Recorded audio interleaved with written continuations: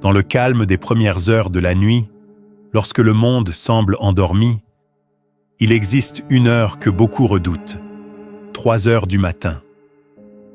Connue sous le nom de heure morte, elle porte un poids sombre dans les croyances populaires. On dit que c'est le moment où le voile entre les mondes est le plus mince, permettant à des entités surnaturelles de marcher parmi les vivants. C'est à cette heure que les phénomènes inexplicables seraient les plus probables. Dans une petite ville entourée de forêts denses et de routes désertes, les habitants partageaient des histoires troublantes sur le fait de se réveiller précisément à 3 heures du matin. Certains disaient entendre des voix murmurant leur nom, tandis que d'autres rapportaient avoir ressenti une présence à côté de leur lit. Mais le plus terrifiant était le schéma. Tous se réveillaient brusquement, le cœur battant à tout rompre, comme s'ils avaient été arrachés à un cauchemar. Pourquoi cela arrivait-il? Était-ce le fruit d'un esprit fatigué, ou y avait-il quelque chose de plus sombre derrière ce phénomène? Pour beaucoup, la réponse était claire.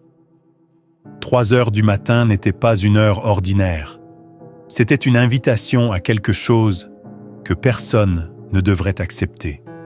Au fil des siècles, l'heure de 3 heures du matin est devenue le sujet de nombreuses légendes. Certains affirmaient que c'était le moment privilégié des esprits tourmentés pour errer sur terre, tandis que d'autres décrivaient cette heure comme une profanation, opposée symboliquement à 15 heures, considérée comme sacrée. Dans la petite ville de Hollow Pines, une légende particulière se démarquait. On racontait que, il y a plus d'un siècle, une secte avait réalisé un rituel précisément à 3 heures du matin, au cœur d'une forêt voisine. Le groupe aurait invoqué quelque chose de sombre en échange de pouvoir et d'immortalité. Depuis, la ville semblait porter un poids invisible, et ceux qui se réveillaient à 3 heures étaient marqués par des événements troublants. Les sceptiques tentaient d'expliquer le phénomène différemment, le liant au cycle naturel du sommeil ou à l'anxiété nocturne. Cependant, pour les plus superstitieux, la science importait peu. Ce qui se passait à 3 heures du matin était quelque chose que personne ne devait questionner ou vivre. Une nuit, Harper, une jeune étudiante en histoire, décida d'enquêter sur les rumeurs qui circulaient à Hollow Pines. Déterminée à documenter les récits et à démystifier les histoires, elle chercha une habitante connue pour avoir vécu des expériences étranges. Ivy, une enseignante à la retraite, raconta ce qu'elle avait vécu une nuit, il y a de nombreuses années. « Je me suis réveillée soudainement, avec la sensation que quelqu'un m'observait, » commença Ivy, ajustant ses lunettes tout en revivant le souvenir. « J'ai regardé l'horloge. Il était exactement 3 heures. J'ai essayé de me convaincre que ce n'était qu'un cauchemar, mais ensuite, j'ai ressenti un frisson glacé dans mon cou. Ce qui arriva ensuite la terrifia. Ivy entendit un bruit étouffé, comme des pas traînant dans le couloir. « Je vis seule, dit-elle, les yeux vides. Depuis cette nuit, je sais que ce qui marche la nuit n'est pas humain. » Bien qu'intriguée, Harper sentit un frisson parcourir son échine. Elle avait l'impression que, rien qu'en s'impliquant dans cette histoire, elle attirait déjà l'attention de quelque chose d'invisible. La nuit suivante, Harper décida de passer quelques heures à relire ses notes dans la petite cabane qu'elle avait louée pour son séjour à Hollow Pines. L'endroit était isolé, entouré d'arbres qui oscillaient doucement sous le vent. Vers 2h30, elle commença à somnoler et décida d'aller se coucher, laissant un enregistreur allumé pour capter tout bruit inhabituel. Mais quelque chose la réveilla brusquement. Son cœur battait à toute vitesse et un frisson parcourut sa peau. Elle tâtonna sur la table de chevet pour trouver son téléphone et vérifia l'heure. 3h02. Sentant une inquiétude croissante, Harper resta immobile, écoutant les bruits autour d'elle. Puis, le silence fut brisé. Un son sourd, comme si quelqu'un marchait sur le parquet du salon, atteignit ses oreilles. Elle tenta de rationaliser. Peut-être était-ce le vent ou un animal entré par la fenêtre, mais quelque chose dans le rythme des pas semblait étrangement humain. Lentement et prudemment, elle sortit du lit, saisit une lampe torche et se dirigea vers la porte de sa chambre. Lorsqu'elle l'ouvrit, le salon était vide, mais le bruit ne s'était pas arrêté.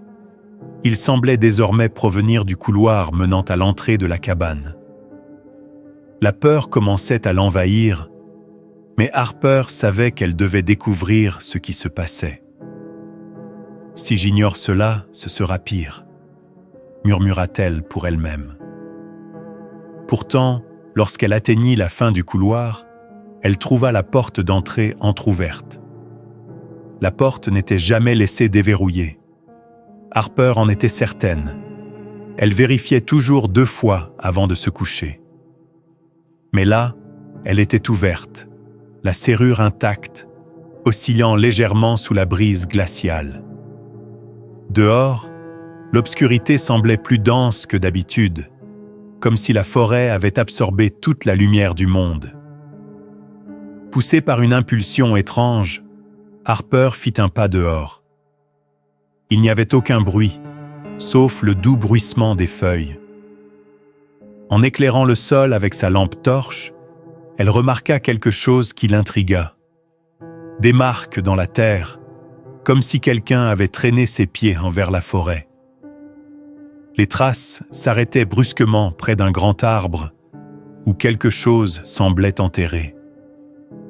Elle s'approcha lentement, le cœur battant à tout rompre, et utilisa ses mains pour enlever la couche de feuilles et de terre. À sa grande surprise, elle trouva une vieille boîte en bois, ornée de symboles étranges qu'elle ne reconnaissait pas. En ouvrant le couvercle, l'air autour d'elle sembla se glacer. À l'intérieur, il y avait une horloge arrêtée, indiquant précisément 3h du matin. Harper tenait l'horloge avec précaution, sentant immédiatement un frisson glacé parcourir son dos. C'était un objet lourd, au design ancien, avec un cadran fissuré. Mais ce qui était le plus troublant, c'était que malgré l'absence de mécanisme apparent ou de pile, elle émettait un faible tic-tac. Chaque seconde qui passait semblait amplifier une étrange tension dans l'air. De retour dans la cabane, Harper posa l'horloge sur la table et tenta de rechercher les symboles gravés sur la boîte. Grâce à une application d'identification de runes, elle fit une découverte inquiétante. Les gravures faisaient partie d'un rituel ancien appelé la veillée des âmes, utilisé pour attirer les esprits dans le monde physique. Au fil de la nuit, l'horloge sembla gagner en intensité. Harper tenta de l'ignorer, mais alors que les aiguilles restaient figées sur 3 heures, elle commença à entendre quelque chose à l'extérieur, une respiration lente et régulière. En regardant par la fenêtre, elle distingua une silhouette immobile parmi les arbres, comme si elle l'observait. « Cela ne peut pas être réel », murmura-t-elle. Mais au fond d'elle, Harper savait que ce n'était que le début. Depuis que l'horloge était entrée dans la cabane, l'atmosphère semblait avoir changé. Harper avait l'impression que l'air était devenu plus lourd et la température avait inexplicablement chuté.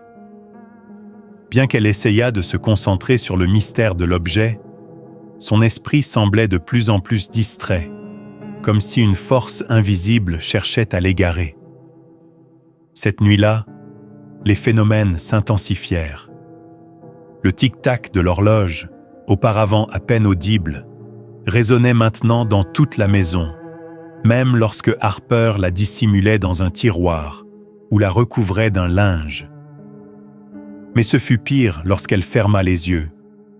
Elle sentit une présence au pied de son lit, comme si quelque chose se tenait là, silencieusement. Pour échapper à la paranoïa croissante, elle décida de sortir respirer l'air frais. Mais en ouvrant la porte de la cabane, elle découvrit quelque chose d'étrange. Toutes les feuilles tombées à cause du vent formaient un cercle parfait devant sa porte. Au centre du cercle, des marques profondes dans le sol ressemblaient aux traces qu'elle avait vues près de l'arbre. Quelque chose semblait attiré par elle, et Harper savait que ce n'était pas humain. Les pas qu'Harper avait entendus auparavant semblaient maintenant la suivre où qu'elle aille. Peu importe la pièce où elle se trouvait, dès que le silence s'installait, le bruit revenait. Une fois, alors qu'elle relisait ses notes, elle entendit distinctement un grattement, comme si des ongles grattaient le parquet du couloir. Lorsqu'elle alla vérifier, elle ne trouva rien, sauf des marques de griffes qui n'étaient pas là avant. La paranoïa commençait à affecter son esprit. Harper avait le sentiment que quelque chose tentait de communiquer avec elle, mais tout ce qu'elle percevait étaient des sons et des ombres fugitives. Désespérée, elle contacta Donovan, l'historien qui l'avait déjà mise en garde contre les dangers des artefacts comme l'horloge. « Si ce que tu dis est vrai, Harper, tu dois partir immédiatement. Tu n'es pas en sécurité, » lui dit-il, sa voix empreinte de gravité. Mais Harper savait que, où qu'elle aille, l'horloge la suivrait. Le lien était déjà créé, et fuir n'était pas une option. La seule issue semblait être de découvrir ce que cet objet représentait réellement, et comment elle pourrait briser son influence sombre. Cette nuit-là, Harper décida de tenter une expérience. Elle se souvenait avoir lu un ancien rituel de protection. Allumer une bougie et la laisser brûler jusqu'à l'aube. Selon les croyances, la flamme agirait comme une barrière contre les présences négatives. Elle plaça la bougie sur la table, à côté de l'horloge, et observa sa lueur vacillante, avec un mélange d'espoir et de crainte. Mais au fil des heures, la flamme commença à se comporter étrangement. D'abord, elle vacilla, comme si un souffle invisible essayait de l'éteindre. Puis, la lumière diminua légèrement, sans jamais s'éteindre complètement. Harper remarqua que le tic-tac de l'horloge semblait synchronisé avec le mouvement de la flamme. Lorsque l'horloge marqua exactement 3 heures du matin, la bougie s'éteignit soudainement, plongeant la cabane dans une obscurité totale. Harper tenta de la rallumer, mais l'allumette s'éteignait à chaque fois, comme si quelque chose absorbait la flamme. C'est alors qu'elle entendit à nouveau la respiration lente et régulière, cette fois-ci, venant de l'intérieur de la cabane. Lorsque la bougie s'éteignit, Harper se figea. La respiration était si proche qu'elle semblait à seulement quelques pas. Elle attrapa la lampe torche à côté d'elle et l'alluma. Mais la lumière vacillait, comme si elle luttait contre l'obscurité qui envahissait la pièce. « Qui est là ?» chuchota-t-elle, sa voix tremblante. La réponse vint sous la forme d'un autre son. Des murmures bas, indistincts, comme si plusieurs voix parlaient en même temps. Ils semblaient émaner de l'horloge sur la table, dont les aiguilles étaient toujours figées sur 3 heures. Harper rassembla son courage et s'approcha lentement, essayant de comprendre ce que disaient les voix. Mais plus elle se rapprochait, plus les murmures devenaient forts, jusqu'à ce qu'ils forment un seul mot, « cours ». L'impact fut immédiat. Un frisson parcourut son corps et Harper recula instinctivement. À cet instant, la lampe torche s'éteignit, la laissant dans une obscurité totale. Avant qu'elle ne puisse réagir, quelque chose tomba bruyamment derrière elle. En se retournant rapidement, elle vit qu'un des tableaux était tombé du mur, et à la place de l'image, il y avait maintenant un mot écrit à la main. « Reste ». Le lendemain matin, Harper ressentit un bref soulagement, mais elle savait que l'horloge cachait des secrets bien plus sombres qu'elle ne pouvait l'imaginer. Déterminée à comprendre son origine, elle se rendit à la petite bibliothèque de Hollow Pines. Parmi les archives poussiéreuses et jaunies, elle trouva un article relatant des disparitions étranges dans la région au début du XXe siècle. Un cas en particulier attira son attention, celui de Theodore Merrick, un jeune homme qui s'était installé dans la région en 1923. Theodore était connu pour sa fascination pour l'occulte et ses expériences avec des artefacts anciens. Il disparut mystérieusement après avoir été vu avec une horloge qu'il prétendait avoir trouvée enfouie dans une forêt voisine. Les récits de l'époque décrivaient Theodore comme obsédé par l'horloge. Il affirmait qu'elle pouvait contrôler le temps et renfermait une puissance indescriptible. Après sa disparition, certains habitants rapportèrent avoir vu des ombres près de sa maison, mais personne n'osa enquêter.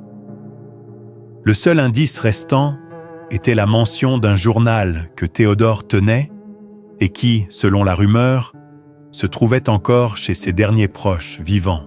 Suivant la piste du journal de Theodore, Harper trouva une vieille maison à la périphérie de Hollow Pines. La bâtisse était abandonnée, envahie par le lierre, et ses fenêtres étaient brisées. Elle entra prudemment, chaque pas faisant grincer les planches du sol. L'air à l'intérieur était lourd et glacial. En explorant la maison, elle découvrit une pièce différente des autres. La porte était entr'ouverte, et en entrant, Harper remarqua que la pièce semblait figée dans le temps. Aucun signe de poussière, aucune trace d'abandon. Tout était intact, comme si le temps s'était arrêté à cet endroit. Sur un bureau, elle trouva ce qu'elle cherchait. Un journal en cuir brun avec les initiales TM gravées sur la couverture. En le feuilletant, Harper découvrit des notes détaillées sur l'horloge. Theodore y décrivait comment elle semblait manipuler le temps et ouvrir des portes vers quelque chose qu'il ne pouvait expliquer. La dernière page avait cependant été arrachée, laissant derrière elle une phrase troublante. À 3 heures, ils viennent réclamer ce qui leur appartient. De retour à la cabane, Harper s'assit pour examiner les notes de Theodore plus attentivement. Ces mots étaient glaçants de précision, décrivant exactement les phénomènes qu'elle avait vécus. Le tic-tac incessant, les murmures, la sensation d'être observée.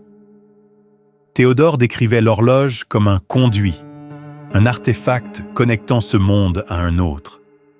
Alors qu'elle lisait, le téléphone fixe de la cabane sonna soudain, rompant le silence. Harper se figea. Elle n'avait jamais entendu ce téléphone sonner auparavant et ignorait même s'il était branché. Hésitante, elle décrocha. Une voix masculine, basse et murmurante, se fit entendre à l'autre bout du fil. « Tu as ouvert la porte. Maintenant, il n'y a plus de retour possible. »« Qui êtes-vous » demanda Harper, la voix tremblante. Mais la ligne devint silencieuse et tout ce qui resta était le tic-tac de l'horloge, qui semblait maintenant assourdissant. Lorsqu'elle se retourna vers l'objet, elle remarqua quelque chose d'étrange. Les aiguilles, qui étaient auparavant figées sur 3, reculaient lentement. Cette nuit-là, Harper décida d'enregistrer tout ce qui se passait dans la cabane. Elle plaça une caméra dans le salon, pointée vers la table où l'horloge reposait. Elle vérifia également le cercle de sel qu'elle avait tracé autour de l'artefact, espérant qu'il offrirait une protection. Aux alentours de 3 heures du matin, des bruits commencèrent à résonner dans la cabane. Mais cette fois, ce n'était pas seulement des pas, il y avait quelque chose de plus terrifiant.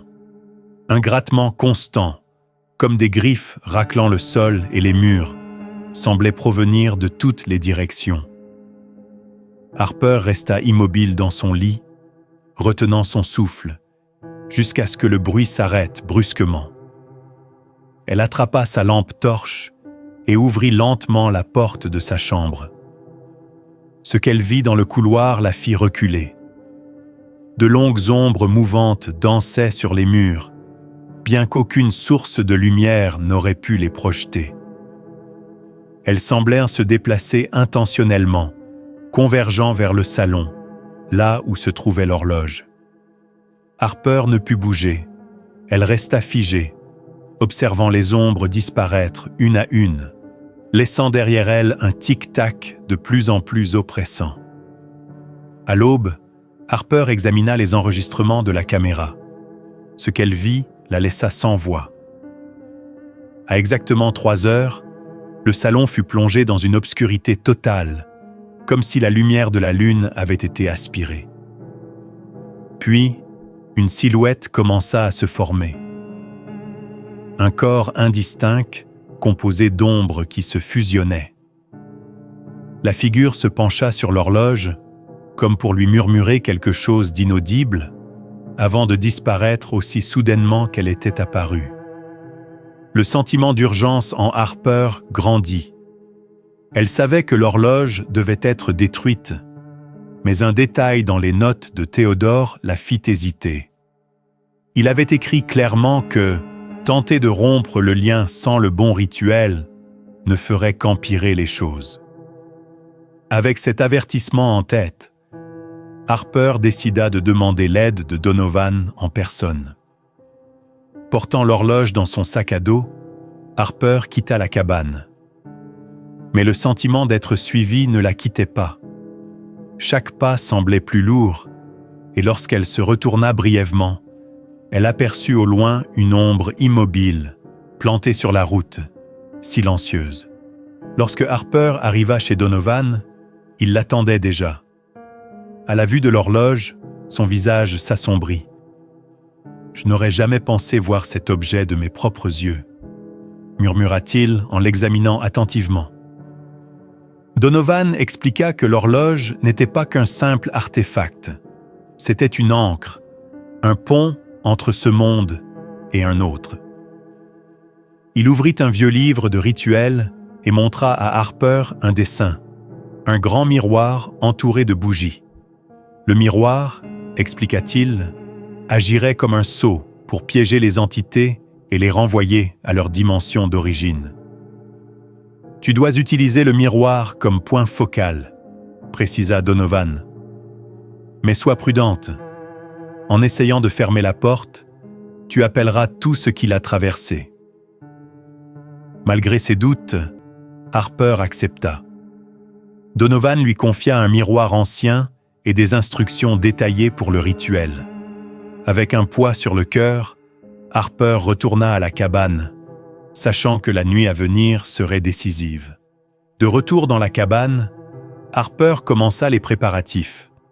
Elle plaça le miroir au centre du salon, l'entoura d'un cercle de sel et alluma des bougies tout autour.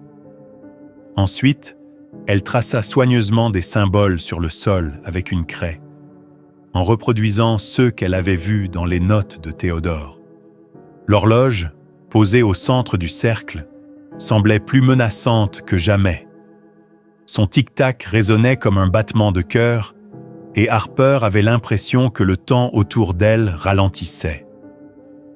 L'air dans la pièce était glacial, et les flammes des bougies tremblaient, comme si un vent invisible tentait de les éteindre. Lorsque tout fut prêt, Harper alluma une dernière bougie, éteint l'horloge devant le miroir.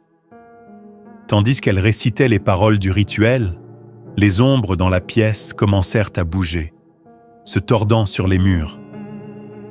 Puis, des marques profondes apparurent sur le sol, partant du miroir, comme si quelque chose griffait pour sortir. Au fur et à mesure que le rituel avançait, Harper sentit une force invisible pousser contre le cercle de sel. Le miroir vibrait, comme si quelque chose de l'autre côté frappait violemment. Puis, une voix grave et gutturale retentit, répétant les mêmes mots qu'Harper récitait, mais d'une manière moqueuse et sinistre. Les mots lui semblèrent familiers. Elle se rappela l'avertissement de Théodore. Lorsque la porte est ouverte, ils parlent comme nous. Ils utilisent que nos voix, mais leurs intentions ne sont jamais les mêmes. La compréhension que quelque chose essayait de la manipuler lui glaça le sang, mais elle continua avec détermination. La voix dans le miroir changea de ton. « Arrête maintenant, Harper. Si tu continues, tu n'auras jamais de paix, » murmura-t-elle, presque doucement. Les ombres commencèrent à se former dans le miroir, prenant la forme d'une silhouette haute, avec des yeux vides mais brillants. « Tu penses pouvoir nous arrêter ?» railla la silhouette. « Tu ne fais que nous renforcer. » Le son de sa voix devint assourdissant, et Harper dut lutter contre l'envie d'abandonner. Elle savait que tout arrêter maintenant ne ferait qu'empirer la situation. La silhouette dans le miroir devenait de plus en plus nette, et sa voix tranchait l'air comme un couteau. Mais elle ne faisait pas que se moquer. Elle cherchait à négocier. « Tu n'as pas besoin de continuer. Nous pouvons te donner ce que tu veux, des réponses, du pouvoir, ou même ta liberté. » Chaque mot semblait alourdir l'atmosphère, comme si l'air était aspiré hors de la pièce. L'horloge commença à tourner follement, ses aiguilles pointant vers des heures impossibles. Les murs de la cabane se dématérialisaient peu à peu, laissant place à une obscurité totale qui semblait tout engloutir. Mais Harper se rappela les avertissements de Donovan. L'horloge était un catalyseur, un piège déguisé en choix. « Je ne peux pas leur faire confiance », murmura-t-elle pour elle-même, serrant l'horloge dans ses mains. Ignorant les promesses de la silhouette, elle continua le rituel, sa voix ferme malgré le chaos qui l'entourait. Les ombres, furieuses, tentaient maintenant de briser le cercle de sel, griffant et poussant comme si elles voulaient déchirer la barrière. Tout ce qui se trouvait dans le miroir se battait désespérément pour s'échapper. Le miroir se fissura, ses craquelures s'étendant comme des toiles d'araignée. La silhouette derrière devenait presque tangible, un visage sans traits, avec des yeux brillants débordant de malice et de désespoir. Réfléchis bien, Harper. Si tu continues, tu ne trouveras jamais la paix. Mais si tu t'arrêtes maintenant, je te promets de te laisser partir. Pendant un instant, Harper hésita. Le crépitement des bougies et le tic-tac frénétique de l'horloge amplifiaient la tension. Mais quelque chose dans le ton de la créature trahissait un mensonge. Harper comprit que son choix n'était pas entre liberté et emprisonnement, mais entre affronter le mal ou le laisser continuer à errer librement. Avec une détermination renouvelée, Harper saisit l'horloge à deux mains et la fracassa contre le miroir en prononçant les mots finaux du rituel. Un cri déchirant résonna dans toute la cabane, tandis que le miroir s'effondrait en morceaux et que l'horloge se désintégrait en cendres. Pendant un instant, tout resta silencieux. Harper s'effondra au sol, croyant que le rituel avait réussi. Mais soudain, l'air autour d'elle commença à vibrer. Au centre de la pièce, à l'endroit où se trouvait le miroir, un vortex tourbillonnant apparut. Il aspirait la lumière, le son et la chaleur. Un gouffre d'obscurité pure. C'était le portail dont Théodore avait parlé. Un passage pour renvoyer ce qui n'aurait jamais dû traverser. Mais quelque chose ne se passa pas comme prévu. Les ombres, qui avaient été confinées jusque-là, résistèrent. Elles s'agrippaient au monde physique, refusant d'être emportées. Harper sentit la force du vortex l'attirer. Son corps traînait sur le sol, tandis que des objets autour d'elle flottaient dans l'air comme pris dans une tempête.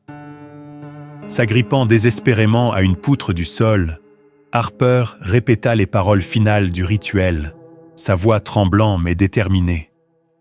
Les ombres hurlèrent, leurs formes se tordant et se disloquant, avant d'être aspirées une à une dans le tourbillon. Avec un dernier effort, le portail se referma dans un éclair aveuglant, laissant derrière lui un silence assourdissant.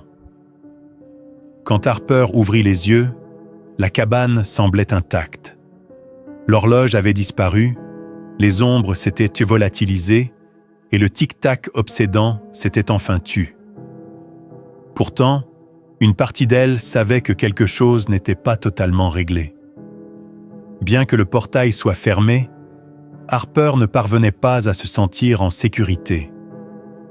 Elle s'assit sur le sol de la cabane, observant les restes du rituel. Les bougies fondues, le cercle de sel brisé et les griffures profondes laissées sur les planches de bois. Son regard tomba sur un petit fragment de miroir, intact parmi les débris.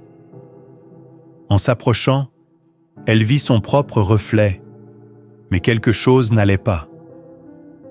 Bien qu'elle ne bougeât pas, son reflet semblait animé, la fixant intensément. Lentement, l'image leva une main, comme pour lui faire un signe, avant de disparaître complètement. Le soulagement qu'Harper avait ressenti quelques instants plus tôt s'évapora. Elle comprit que, même si elle avait fermé la porte, quelque chose s'était échappé avant qu'elle ne puisse la sceller complètement.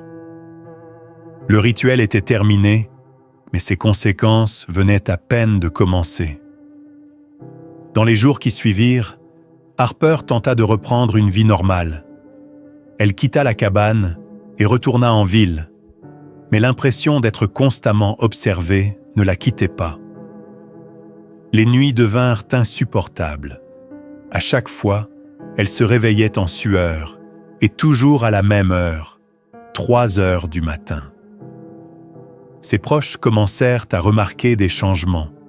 Harper semblait distraite, perdue dans ses pensées.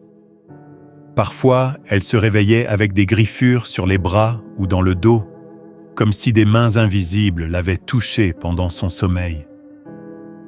Elle savait que l'horloge avait disparu, mais le lien qu'elle avait créé persistait. Donovan tenta de la rassurer. « Les rituels comme celui que tu as fait laissent toujours des traces sur ceux qui les accomplissent, » lui dit-il. Le mal a été contenu. Mais Harper n'était pas convaincue. Elle avait l'impression qu'un fil invisible la reliait encore à ce qu'elle avait affronté. Un rappel constant et silencieux du danger qu'elle avait invoqué. Harper retourna aux notes de Théodore, cherchant désespérément une réponse. C'est alors qu'elle trouva un détail qu'elle avait négligé. Le rituel nécessitait un sacrifice. Fermer le portail ne suffisait pas. Quelque chose ou quelqu'un devait être laissé de l'autre côté pour garantir qu'il reste scellé. L'horloge n'était qu'un outil pour ouvrir la connexion. Le véritable catalyseur était la personne qui l'activait. Harper comprit que, en réalisant le rituel seule, elle était peut-être devenue ce sacrifice, ou pire, le lien qui maintenait le portail fermé.